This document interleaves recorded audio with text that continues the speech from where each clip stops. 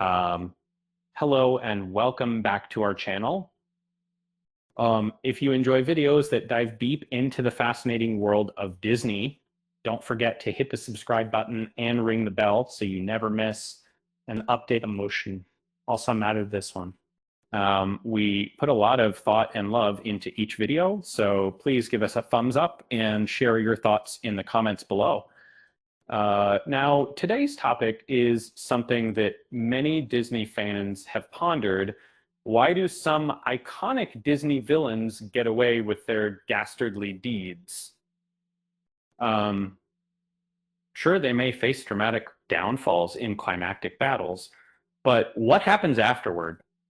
Well, buckle up as we explore 6 instances where lesser known antagonists slip through the cracks of justice in popular Disney films. And stick around to the end for a little joke. Our first example comes from the classic film Pinocchio, 1940, featuring none other than Stromboli. He's a chilling character known for trapping children and forcing them to work in his marionette shows. After Pinocchio escapes from Stromboli's clutches, the latter disappears from the story without facing any real consequences. Uh, Although Pinocchio faces numerous challenges throughout the film, it seems odd that Stromboli gets away scot-free. Next up, we head to Wonderland in Alice in Wonderland, 1951, where we encountered the enigmatic figure of the walrus. The Walt Disney Company took poet Lewis Carroll's already dark source material and added a layer of creepiness by having the walrus consume a whole group of oyster children, something not depicted in the original text. A1260 as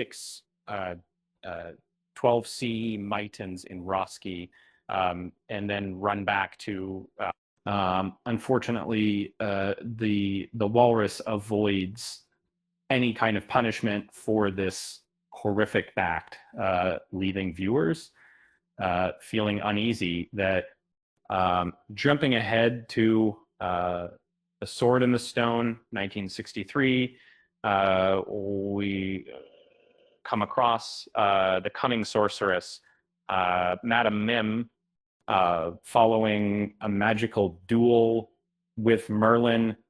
She falls sick and ends up abandoned in the forest.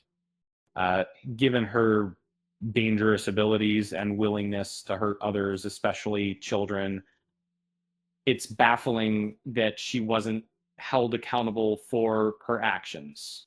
And speaking of getting away with attempted murder, let's talk about Yzma from The Emperor's New Groove. And despite turning into a cat and slinking away after trying to kill the Emperor, she suffers no actual consequences besides joining Kronk's Junior Chipmunk Troop. Even in subsequent films and TV appearances, she barely faces any retribution for her continuous schemes aimed at ruling the kingdom. Over in the land of Cinderella, Lady Tremaine spends years tormenting poor Cinderella, lying to the royal court, and ultimately stealing the fairy godmother's wand to manipulate outcomes to her advantage.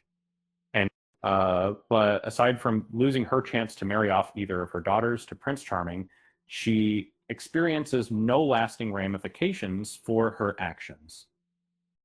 Lastly, let's turn our attention to the scheming Duke of Weselton from Frozen 2013. His involvement in Elsa's assassination plot goes largely unaddressed, earning him nothing more than a swift escort onto a boat bound for his homeland, compared to Anna's true love, Hans, who at least faces arrest. The Duke dodges any substantial punishment. It seems counterintuitive for Disney to teach valuable lessons about kindness and morality while letting some of its most nefarious characters slide without proper consequences. Nonetheless, perhaps these examples fuel our fascination with these complex villains and remind us that sometimes reality is far less satisfying than fiction. Thanks for watching, folks.